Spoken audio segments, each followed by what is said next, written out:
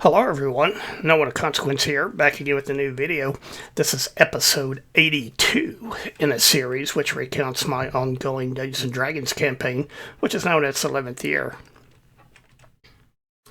So as always, spoiler alert, in this video I will be revealing details found in this adventure module.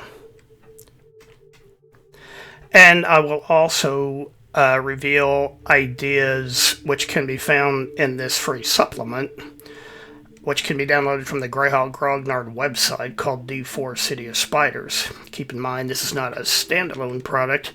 You must also have a copy of D3, Vault of the Drow, in order to make full use of it. Moving on, here is the player character roster for the Descent into the Depths campaign. We have 8 characters being controlled by 5 different players. And here are the animal NPCs currently traveling with the party. Now, another thing I want to mention, some of the screenshots in this series you see will be well illuminated, like the one on the left, and then other screenshots will be very dark, like the one on the right. And the reason for that is because some screenshots I took at the Dungeon Master's visible light level, which is on the left, and other times the screenshots are taken at the light level that the players see, which is the one on the right. Alright, so where we left off last time, the characters had used various means to get off the roof of the House Ilesurf Palace and back down onto the ground. Once everyone was safely on the ground, they all prepared to dash over to the zoo area, hopefully without being spotted by any guards or roving foot patrols.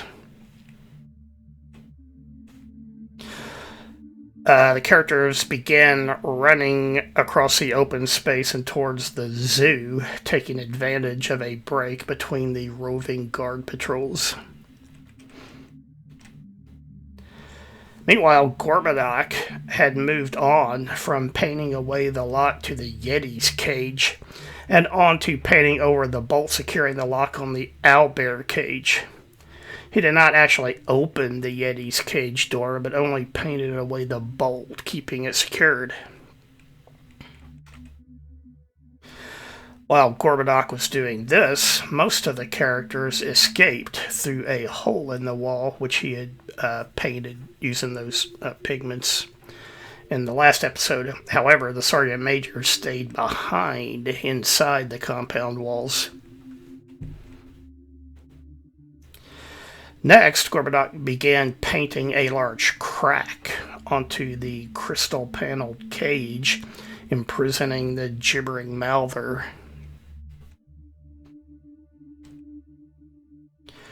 Gorb then ran back to the Sergeant Major, tied a rope around himself, and had the Sergeant Major take hold of the other end. Holding onto the rope, the Sergeant Major stepped through the hole in the compound wall and back outside. Meanwhile, Gorbadak went back to the gibbering Malver's cage and began tapping on the cracked area with a small utility hammer. The rope was a precaution against Gorbadak succumbing to the gibbering Malver sound attack, like what had happened when the party had previously encountered one of these monsters, and that was a few episodes back as well. Eventually, the sheet of crystal shattered, and the gibbering Malver was freed. And the Sergeant Major immediately began pulling Gorbadak back towards him. And it just so happened that right at the same time, a roaming patrol of Drow guards and other servants approached the zoo area. Gorbadak immediately had to make a saving throw against the gibbering Malver's droning sound-based attack, but he was successful. Now remember that Gorbadak was invisible while all this was going on, so the gibbering Malver began moving towards the Drow patrol. Meanwhile, the Sergeant Major finished pulling Gorbadak out through the hole in the wall. Gorbadoc then used up the last of his remaining pigment jar to reseal the hole in the wall.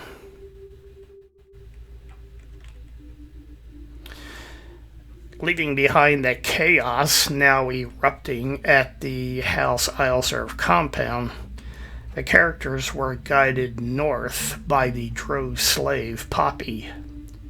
She had previously claimed to know the way to the Elder Elemental God's main shrine.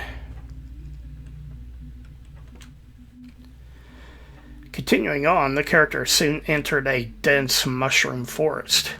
However, close inspection of the ground revealed a faint footpath winding its way north. The footpath seemed to end at a rock wall where the dome of the vault arcs down to the surface. However, Poppy assured the characters that the entrance to the Elder Elemental God Shrine was located here. She said she did not know how to operate it, though. The door was always already open when the House Ileserve slaves were brought here for worship services. But since it was a concealed door set into natural stone, Obrak quickly figured out how to open the secret entrance.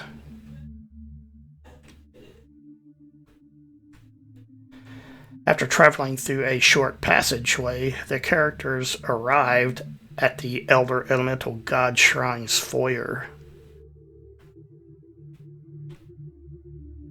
Poppy explained that the Drow entered the shrine through the double doors straight ahead, while the servants and slaves were required to enter through the smaller door at the far right. I realize they're kind of hard to see because the screenshot is dark, but they're pointed out there.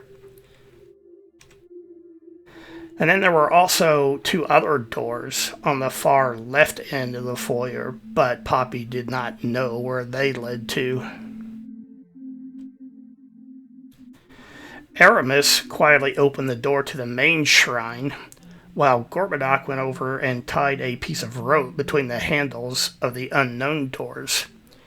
He noticed from the hinges that both doors opened inward, so the rope should prevent either one of them from being pulled open by anyone on the other side of either door.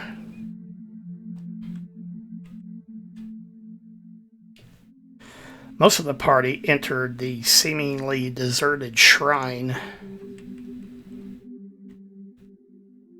However, Garrett, Gorbadoc, and the Sergeant Major kept watch outside in the shrine's foyer.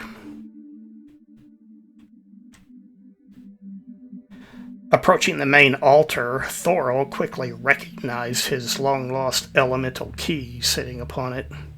Remember, it had been previously taken from him by Eclavdra herself.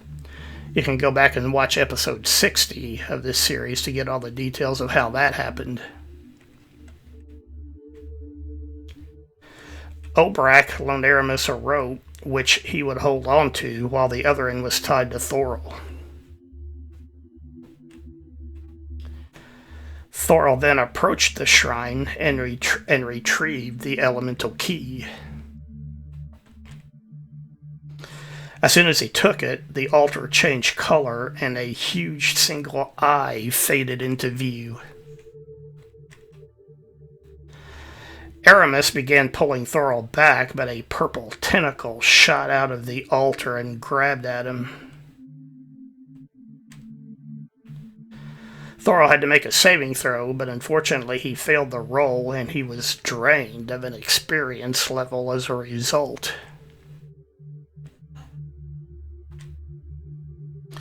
At the same time, an unseen alarm began sounding, like a large bell being repeatedly struck.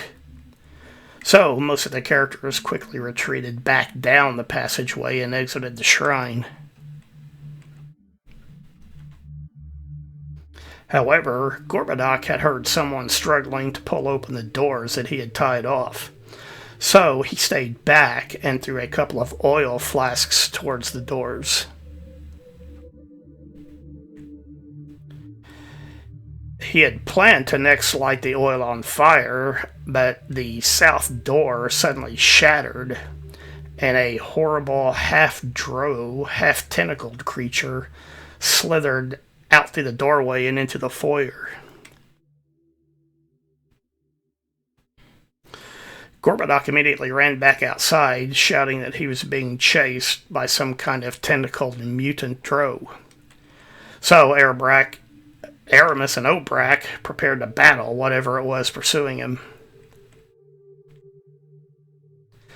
Although there was no mutant drow immediately visible, two normal-looking drow priests suddenly appeared running towards the entrance. However, the other characters soon did see the two half-drow, half-tentacled creatures slithering down the passageway and following the priests.